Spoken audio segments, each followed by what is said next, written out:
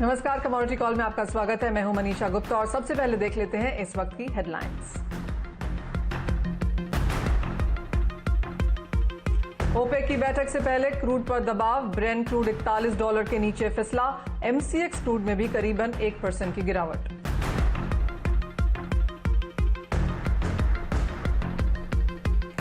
Dollar में मजबूती से सोने पर दबाव, लेकिन एमसीएक्स पर भाव 47,000 के ऊपर टिका। कोरोना के सेकेंड वेव की खबरों से निचले स्तरों पर सपोर्ट।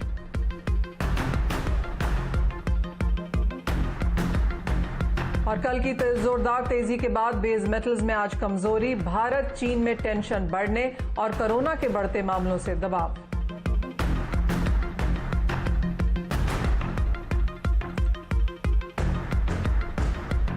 तीन महीने में सरसों के भाव 20% से ज्यादा उछले। कीमतें 4 साल के ऊपरी स्तरों के करीब।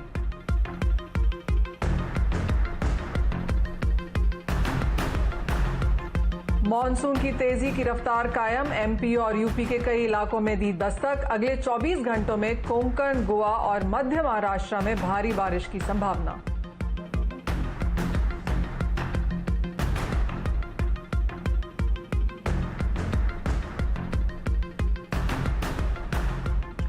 तो ये तो ये हेडलाइंस, लेकिन अब अपने गेस्ट को हमारे साथ जोड़ेंगे और हमारे साथ अब है मोतीलाल ओसवाल कमोडिटीज के नवनीत दमानी और पैराडाइम कमोडिटी एडवाइजर्स के बीरेन वकील। नवनीत, पहले आपसे जानना चाहेंगे किस तरह की टॉप पिक्स हैं आपकी नॉन एग्री स्पेस में? जी, मुझे लगता है नॉन एग्री स्पेस में गोल्ड में जो बायस है वो अभी भी पॉजिटिव लग रहा है। हालांकि 2 दिन में थोड़ा सा करेक्टिव बायस देखने मिल रहा है, बट जियोपॉलिटिकल टेंशन जिस तरह से एस्केलेट हो रहे हैं इंडिया चाइना के बीच में या नॉर्थ कोरिया की तरफ से, कहीं ना कहीं निचले लेवल पे सपोर्ट मिलना चाहिए। 47,000 के आसपास फिर से गोल्ड बाय किया जा सकता है। 46,850 का आप स्टॉप लगाइए एंड 47,400 तक के टारगेट देखने मिल सकते हैं। साथ ही साथ सेकंड ट्रेड रहेगा जिंक में हमने लास्ट कुछ दिनों में एक रेंज बाउंड में ट्रेडिंग देखने 157-164 के बीच में ओवर कर रहा है। मुझे लगता है कि जो करेक्टिव मोड पूरे एसेट क्लासेस में देखने मिलती है उसकी वजह से जिंक में एक नेगेटिव बायस आ सकता है। 159 हाफ पे आप सेल करिए, 161 का आप स्टॉप लगाइए एंड 157 के नीचे के लेवल्स देखने मिल सकते हैं। यहाँ पर नवनीत, आप ओवरऑल जो गोल्ड एंड सिल्वर प्राइसेस हैं वहां पर किस तरह का रुझान बनता हुआ देखते हैं? क्योंकि जैसे आपने कहा कि 47 के आसपास यहाँ पर खरीदारी की जा सकती है, लेकिन हल्के से लंबे समय के लिए किस तरह के क्यूज हैं यहाँ पर?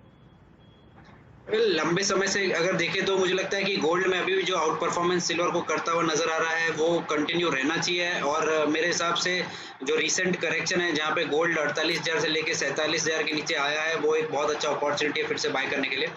इंटरनेशनल लेवल्स की अगर हम बात करें तो कॉमेक्स पे भी $1,700 के आसपास का सपोर्ट काफी स्ट्रांगली गोल्ड ने होल्ड किया और वहीं से पुल बैक दिखाया। तो मेरा मानना यह है कि बायस अभी भी मीडियम टर्म के हिसाब से पॉजिटिव है। जियोपॉलिटिकल टेंशन अभी भी स्ट्रांगली इमर्ज करते हुए नजर आ रहे हैं और जो लिक्विडिटी मेजर्स हम देख रहे हैं वो कहीं ना कहीं मीडियम टर्म पर्सपेक्टिव में गोल्ड को एक पॉजिटिव बायस देगा।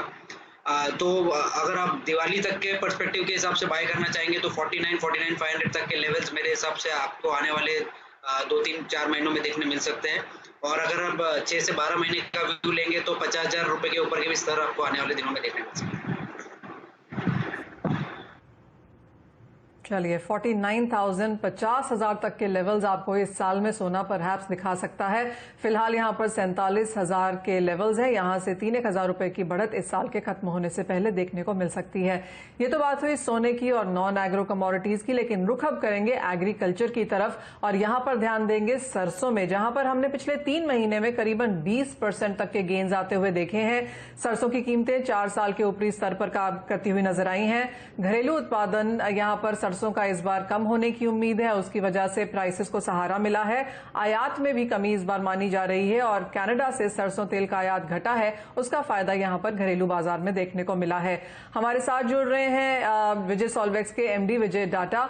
विजय जी नमस्कार। सरसों ऑफकोर्स पूरे खाने के तेलों में सरसों में हमने अच्छी खासी बढ़त फिलहाल यहां पर बनते हुए देखी है। आप कहेंगे जो सारे पॉजिटिव क्यूज थे या फंडामेंटल्स थे वो ऑलरेडी अब प्राइस में हैं या यहां से भी और बढ़त की उम्मीद है? देखिए मनीषा जी, पहली बात तो मैं आपको बता दूं, इस साल पिछले 3 महीने में कोरोना की वजह से हाउस होल्ड कंजम्पशन 15-20% बढ़ गया है तेलों का और आउट ऑफ होम कंजम्पशन 30 से 40% घट गया है। तो सरसों तेल मेनली, सरसों क्या जितने कोल्ड प्रेस्ड ऑयल्स हैं जो रॉ ऑयल्स खाए जाते हैं, सरसों, मूंगफली, तिल्ली वगैरह के तेल, वो हाउस होल्ड यूज होते हैं, तो उनका कंजम्पशन 15 से 20% बढ़ गया है घरों में। तो सरसों तेल की ओवरऑल कंजम्पशन 15 से 20% जो बढ़ा है, उसकी वजह से सप्लाई उतनी ही है या थोड़ी बहुत लास्ट ईयर जितनी ही समझ लें भी हम, और इसलिए लगातार बाजारों में तेजी आती जा रही है। हेलो। पर यहां से भी आपको लगता है, क्योंकि अच्छी खासी तेजी पिछले 3 महीने में ऑलरेडी हम देख चुके हैं, इन स्तरों पर भी क्या आगे और बढ़त की उम्मीद है? देखिए, जिस चीज की डिमांड 15 से 20% बढ़ जाती है, उसके भाव का अंदाजा नहीं लगाया जा सकता अगर सप्लाई लिमिटेड हो तो। सप्लाई तो अब कहीं से आएगी नहीं, फिर ही आएगी अब रबी सीजन में।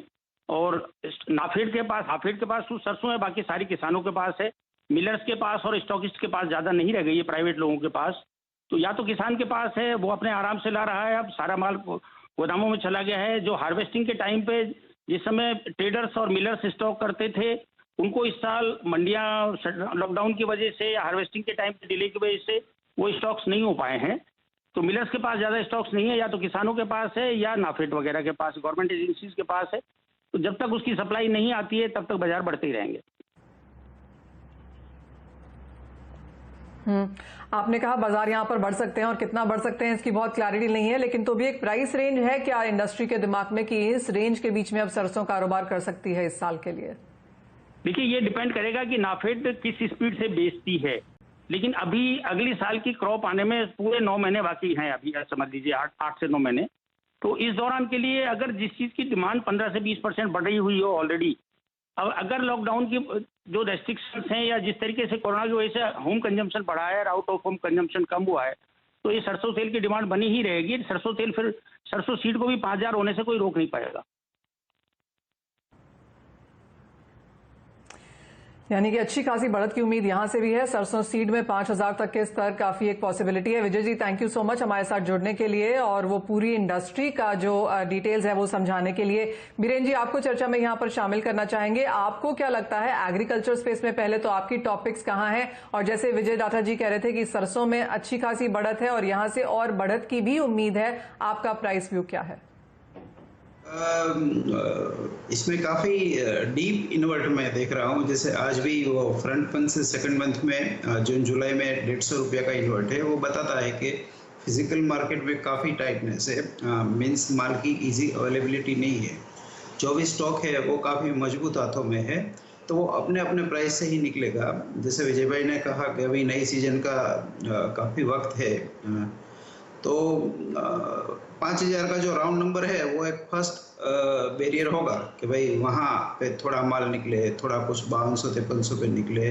फॉर ए वाइल मैं ऐसा मानता हूँ जो डिमांड ग्रोथ है वो देखते हुए कि 4500 के सरसों को फिलहाल हम बॉटम मान सकते हैं। अपसाइड में हम इसको 5400-5300 तक देख सकते हैं। ये मेरा 1-2 महीने का व्यू है।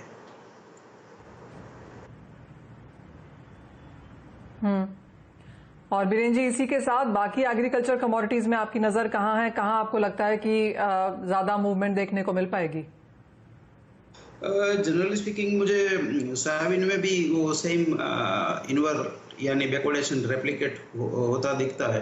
तो यहाँ करेक्शन में मैं बाइंग प्रेफर करूँगा। हालांकि यहाँ सिचुएशन थोड़ी अलग है, सरप्लस कैरी फॉरवर्ड तो काफ़ी है, यहाँ पे 12-15 लाख कैरी फॉरवर्ड है। फिर भी जुलाई में अगर 3600 के आसपास मिले तो मैं बाइंग प्रेफर करूँगा, जिसका टारगेट रहेगा 3750, स्टॉप लॉस रहेगा 3500। दूसरा, मुझे जुलाई कॉटन में भी बाइंग में दिलचस्पी है 15900 के आसपास, क्योंकि ये रिलेटिवली सस्ता है। तो यहाँ भी 15900 पे बाई, 16500 का टारगेट और स्टॉप लॉस रहेगा 15600। चलिए, खरीदारी की राय यहाँ पर खाने के तेलों में है, सरसों में और कपास में, कॉटन में भी आज यहाँ पर बाइंग की ही उम्मीद है। इसी के साथ अगर आप बुआई का इलाका देखें तो जैसे हम आपको बताते रहे हैं कि खरीफ के रकबे में अब तक 13% का इजाफा देखने को मिला है पिछले साल के कंपैरिजन में। मानसून की रफ्तार तेज है, वो एक बहुत बड़ा यहाँ पर पॉजिटिव है। इसी पर बात करने के लिए हमारे साथ जुड़े हैं national seed association of India के इंद्रशेखर सिंह। इंद्रशेखर सिंह जी, बहुत शुक्रिया आपके समय के लिए। सबसे पहले तो आपसे यही जानना चाहेंगे कि मौसम मानसून इस बार रफ्तार अच्छी है, शुरुआत बेहतर हुई है, प्रोग्रेस यहाँ पर काफी बेहतर है।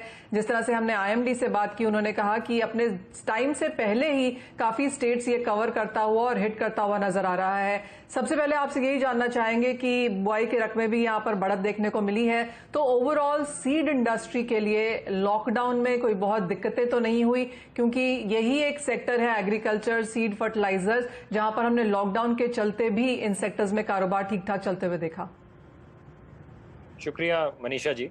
सबसे पहले तो मैं आपसे बताना चाहूंगा कि दिक्कतें तो सबको हुई हैं, स्पेशली हमारी जो छोटी और small and medium seed industry है, उनको बहुत ज़्यादा समस्याएं पड़ी, बहुत ज़्यादा कॉस्ट एस्केलेशन हुए, साथ ही साथ लेबर प्रॉब्लम, ये अन्य प्रकार की समस्याएं हुई। और जो जो लोग क्रेडिट पे काम कर रहे थे या जिनका बहुत छोटा मार्जिन था, आप समझिए उनकी हालत बहुत ही ज़्यादा खराब है। और वो एक्सपेक्ट भी कर रहे थे कि शायद से सरकार उनको कोई ना कोई एक सीड स्टिमुलस पैकेज दे, लेकिन ऐसा नहीं हुआ है। उसके बावजूद मैं ये कहूँगा कि सीड सेक्टर ने देश के लिए दिनों रात एक कर दी है। और जितना खरीफ का 250 लाख क्विंटल जो खरीफ सीजन का सीड सप्लाई था, वो हमारे सीड सेक्टर ने पूरा बनाया और किसानों तक पहुंचाया। अगर हमको ऑन द ग्राउंड रिपोर्ट्स मिल रही हैं, जैसे मैं शुरू करूंगा तमिलनाडु से, जहां पे बात है सोइंग की, आपने बात की पहले, वहां पे तमिलनाडु के कोयम्बटूर रीजन में खबर ये मिली है कि शायद से लेबर शॉर्टेज है, लेकिन वहां पे वेजिटेबल्स की सोइंग बढ़ी है। उसके बाद अगर महाराष्ट्र में मूव करें तो आपने बिल्कुल सही कहा, आपके बाकी पैनलिस्ट ने भी, कि पानी बहुत अच्छा बरसा है, प्री मानसून शावर्स रहे हैं वहां पे, और सारे के सारे क्रॉप्स, सारे के सारे की मतलब नर्सरी डली है और सारे के सारी सोइंग भी हो चुकी है। एक जो बड़ा हिट मिला है हमें महाराष्ट्र में, वो है गेंदा के फूल की बुआई में। जितने भी फ्लावर क्रॉप्स हैं उनमें स्पेशली गेंदा, उन्होंने थोड़ा हिट लिया है। आगे बढ़े हम लोग अगर ईस्टर्न इंडिया की ओर, तो उड़ीसा और बंगाल, जो साथ ही साथ इस समय साइक्लोन से क्षतिग्रस्त थे, उड़ीसा की ये खबर है कि वहां पे इतना ज्यादा पानी गिरा है जिसके कारण ट्रांसप्लांटेशन चावल का हो ही नहीं पाया, और किसान अभी भी वेट कर रहे हैं ब्रॉडकास्टिंग मेथड से चावल लगाने के लिए। आपको एक बात ध्यान देना पड़ेगा कि इस समय उड़ीसा के खेतों में इतना ज्यादा पानी गिरा है और उसके कारण अन्य प्रकार की घासें उगाई हैं, तो किसानों को थोड़ी समस्या हो रही है। लेकिन बीज उद्योग जानता है कि वहां पे चावल की अच्छी पैदावार होगी इस साल। बंगाल में भी आप मानेंगे तो वेजिटेबल्स अच्छे बड़े हैं। उत्तर प्रदेश, बिहार में नर्सरियां ऑलरेडी लग चुकी हैं। साथ ही साथ अभी आप अगर करंट आईएमडी का देखेंगे मैप, तो वहां पे कई क्षेत्रों में पानी गिर रहा है। मध्य प्रदेश की बात करें तो वहां पे कुछ नए ट्रेंड्स हमें देखने को मिल रहे हैं। और आपके मेरे हिसाब से जो को पैनलिस्ट थे, उन्होंने बड़ा सही पॉइंट कहा कि जहां तक बात है कॉटन की, कॉटन का एरिया फिर से थोड़ा चढ़ा है, सोयाबीन का एरिया चढ़ा है, बट एमपी में सबसे बड़ा विनर जो होगा वो होगा मेज, पर्टिकुलरली जो है आपके इंदौर एरिया, इंदौर और सडन एमपी में। उसके बाद अगर वेस्टर्न एमपी की बात करें तो वहां भी मेज का एरिया आपको बढ़ा हुआ मिलेगा, सोयाबीन मिलेगा। और सतना इलाके में, सतना के आसपास के इलाकों में चावल, उड़द, ये सारी चीजें फिर से वापस आई हैं। अभी तक लोकस्ट का इतना वहां प्रभाव नहीं पड़ा है, तो किसान जोर शोर से सोइंग कर रहे हैं। पंजाब, राजस्थान, इन सब इलाकों में भी बहुत अच्छी तरीके से सोइंग हुई और सीड इंडस्ट्री समझ रही है कि पॉजिटिव इंपैक्ट पड़ा है मॉनसून का। बहुत बढ़िया बात है इंद्रशेखर जी, क्योंकि आपसे ये सुनना कि सीड की प्रोडक्शन या सीड की जो डिस्ट्रीब्यूशन है वो किसानों तक पहुंची है और जो रकबा देखने को मिला है वो तो यहाँ पर काफी बेहतर है ही। आपसे एक और चीज जानना चाहेंगे, वो ये कि जैसे आपने कहा कि लॉकडाउन की दिक्कतें थी, साइक्लोन्स की दिक्कतें यहाँ पर देखने को मिली है, लोकस्ट का भी शायद यहाँ पर असर रहा है, उसके बावजूद भी आप कहेंगे जो एक्सपेक्टेशन थी किसानों की तरफ से खरीदारी की, क्योंकि जब आप कह रहे हैं कि सीड इंडस्ट्री को प्रॉब्लम्स थी, तो किसानों को तो ऑफकोर्स क्लियरली प्रॉब्लम थी ही, खरीदारी की, लेबर की, ट्रांसपोर्टेशन की, क्रेडिट की।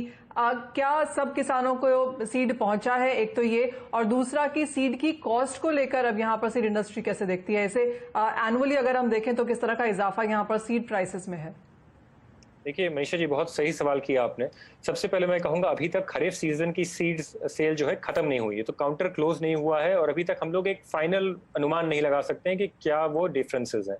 बट जो मुझे आप समझिए देश भर से जो मुझे राय मिल रही है, लोगों से बातचीत करके पता चल रहा है कि किसान इस समय, बिकॉज एक क्रेडिट क्रंच है किसान के पास, कई किसानों के पास पैसा नहीं है इस समय, वो लोग सस्ता बीज खरीद रहे हैं, सस्ता बीज खरीद रहे हैं या कोशिश कर रहे हैं कि जितने सस्ते में हो सके उतना काम चलाएं। अब देखिए जो बड़े किसान हैं उनका तो मैं कुछ नहीं कहूंगा, उनके पास काफी भगवान की दया से वो ज्यादा बेटर है, ज्यादा रेजिलियंट है। लेकिन जो छोटा किसान है वो कोशिश कर रहा है कि ज्यादा कंजर्वेटिव तरीके से खरीदे, सस्ता बीज खरीदे और जो बीज उसे मिल सके जल्द से जल्द लगा दे। जहां तक बात है बाकी सीड इंडस्ट्री की, आपने बात की, देखिए जो छोटी इंडस्ट्री है, जो छोटे इंडियन कंपनीज है, मेरा सबसे पहले तो मैं कहना चाहता हूँ वो बहुत ज्यादा दर्द में है। छोटी कंपनियां आप समझिए 10 से 15% के मार्जिन पे भी नहीं काम करती हैं। अब लेबर का प्राइस बढ़ा, उसके बाद साथ ही साथ क्रेडिट पे जो उन लोगों को इंटरेस्ट देने पड़े, जो बैंक से कवर्ड थे जो लोग, वो तो फिर भी बहुत सेफ है। लेकिन जो लोग मार्केट से पैसा उठा रहे हैं सीड प्रोडक्शन करने के लिए, या जो एलाइड सेक्टर है, क्योंकि आप देखिए बीज का चाहे इंडस्ट्री खोल दी हो सरकार ने, और मैं ये भी कहना चाहूंगा कि सरकार ने बहुत मदद की सीड इंडस्ट्री की। इनफैक्ट मैं पर्टिकुलरली नाम लेना चाहूंगा आंध्र सरकार की, तेलंगाना सरकार की, जो मेन सीड हब है, उन्होंने हर तरह से कोऑपरेट किया हमारे सीड इंडस्ट्री के साथ। जैसे वो मेंबर, आप फिर से मैं कहना चाहूंगा, 250 लाख क्विंटल सीड्स की जरूरत पड़ती है खरीफ सीजन में, जो हमारे सीड इंडस्ट्री ने और रेलवेज ने भी बहुत मदद की इनको पहुंचाने के लिए। लेकिन राइजिंग सीड कॉस्ट है, ये एक रियलिटी है। जहां तक बात है डीलर और रिटेलर का नेटवर्क है, वहां पे cash credit lines dry up हो चुकी हैं। हमें ये भी अभी तक पूरा अनुमान नहीं है कि कितने सारे रिटेलर किसानों को बीज क्रेडिट पे इस साल दे पाएंगे। तो ये कुछ ऐसे चैलेंजेस हैं जो अभी तक इनका अनुमान लगाना 100% श्योरिटी से मैं नहीं कह सकता, लेकिन ये कह सकता हूँ जरूर कि किसान कंजर्वेटिव हो।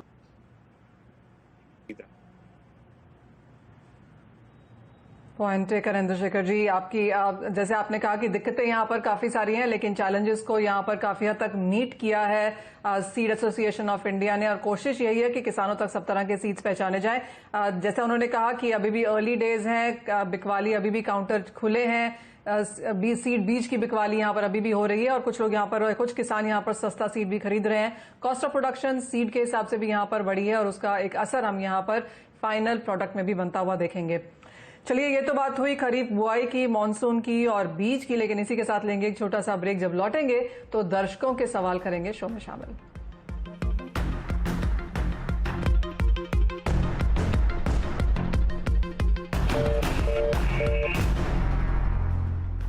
में आपका स्वागत है। समय हो चला है जब अपने दर्शकों को हम शो में जोड़ते हैं, और सबसे पहले हमारे साथ राहुल गुप्ता जी दिल्ली से फोन लाइन पर हैं। राहुल नमस्कार, क्या है आपका सवाल?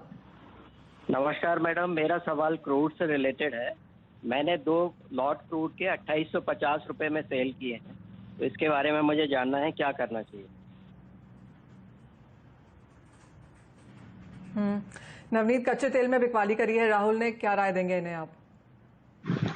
क्रूड में हमने लास्ट 2-3 दिनों में बहुत स्ट्रॉन्ग पुल बैक देखा है। 2620-30 के लो करके करीब 2900 रुपए तक के लेवल्स हमने लास्ट 2 दिनों में देखे हैं। और कल ओपेक की बैठक है, और उसके साथ साथ में EIA और IA के नंबर्स भी आज के सेशन में आए हैं, तो मुझे लगता है वोलेटिलिटी थोड़ा सा पॉजिटिव बायस दिखा रही है। 2860 के आसपास मैं बाय करना चाहूंगा, और 2810 का आप स्टॉप लगाइए। 2960 तक के लेवल देखने मिल सकते हैं। इनका ट्रेड के हिसाब से इनको स्टॉप लॉस रखना जरूरी है। 2910 का स्टॉप लॉस मेंटेन करिए, अगर उसके ऊपर प्राइसेस जाएंगे तो वापस तेजी के रुख पकड़ सकता है। चलिए, यानी कि वॉच करने की जरूरत है प्राइसेस की। बहुत इंपॉर्टेंट रहेगा ओपेक की मीटिंग कल, और वहां से किस तरह के क्यूज आते हैं, उसका एक असर यहां पर प्राइसेस में पड़ सकता है। मुकेश जी हमारे साथ जुड़े हैं जैसलमेर से। अब मुकेश जी नमस्कार, क्या है आपका सवाल?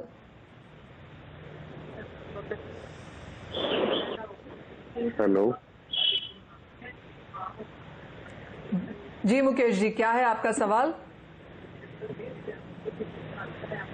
मैम, मैं सोया ऑयल में जुलाई वायदा किस स्तर पर खरीदना चाहिए या बेचना चाहिए?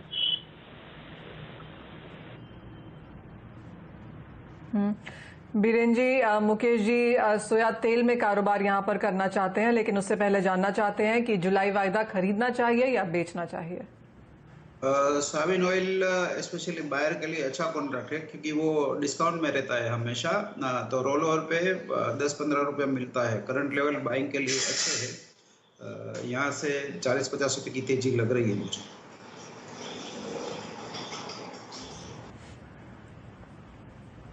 चलिए, यानी कि खरीदारी के लिए यहाँ पर ये स्तर बेहतर है। एक्चुअली पूरे खाने के तेल में काफी एक इंटरेस्ट आता हुआ नजर आया है, और उसका फायदा आप यहाँ पर खरीदारी करके उठा सकते हैं।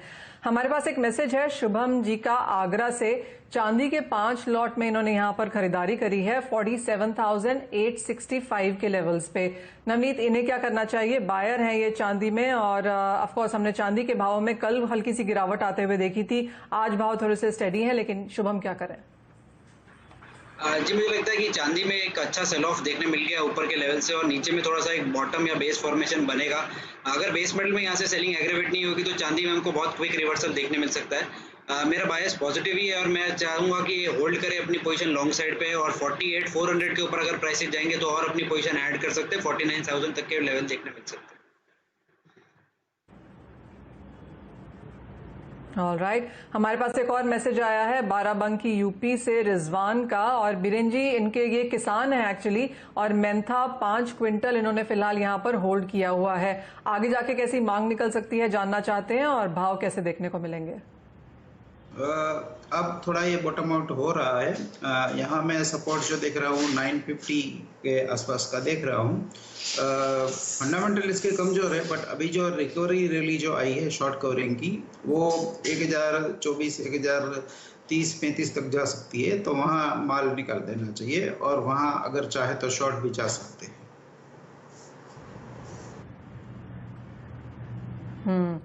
चलिए, मेंथा के भाव यहाँ पर बॉटम आउट होते हुए नजर आ रहे हैं, यहाँ से बढ़त की उम्मीद है, तो आप अपना मेंथा होल्ड कर सकते हैं, आगे जाके मुनाफा देखने को मिलेगा। हमारे साथ अब रोहित दिल्ली से फोन लाइन पर जुड़े हैं। रोहित नमस्कार, क्या है आपका सवाल?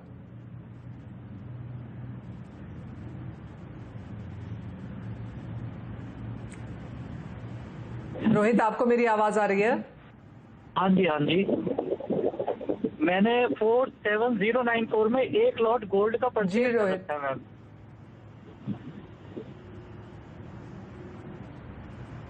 ओके, रोहित ने सोने का एक लॉट खरीदा है 47,100 के करीब। नवनीत, इन्हें क्या करना चाहिए? होल्ड करें? नियर टर्म में लगता है आपको कि भाव ऊपर चढ़ेंगे? जी हाँ, मेरा बायस पॉजिटिव है और आज का मेरा टॉपिक भी गोल्ड ही था। मुझे लगता है कि 46,850 अगर आज अगले 1-2 सेशन में नहीं टूटा तो इनको 47,400 और 47,700 तक भी अपना पोजीशन बेचने मिल सकता है। तो पोजीशन इंटैक्ट रखिए 46,850 के स्टॉप लॉस से। चलिए, अपनी पोजीशन होल्ड करिए, आगे सोने में और बढ़त देखने को मिल पाएगी, आप इसमें और मुनाफा यहां पर कमा सकते हैं।